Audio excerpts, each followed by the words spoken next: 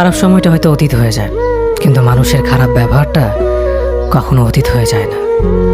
শুধু নিজে থেকে কথা বলা বন্ধ করে দেখো, দেখবে অনেক আপনজন বড় হয়ে যাবে। আসলে কেউ আপন হয় না। যারা তোমার ক্ষতি চায় তাদের আঘাত করবে না, তাদের সামনে একটু হাসি মুখে বাঁচবে। দেখবে তুমি আঘাত করলে যা কষ্ট পেত, ওরা তার থেকেও বেশি কষ্ট পাবে। যত মিশবে ততই মানুষ চিনবে, অভিনয় যে কত প্রকার হয় তা বুঝতে পারবে। সবাইকে তোমার সত্যতা জানানোর দরকার নেই, যে যা ভাবে তা নিয়ে সমালোচনা করতে দাও। বেঈমান মানুষগুলো কখনো অপরিচিত মানুষ হয় না, খুব কাছের মানুষগুলোই বেঈমান হয়। মানুষ চেনা শুরু করলে এমনিতেই বন্ধুর সংখ্যা কমে যাবে, এটাই বাস্তব।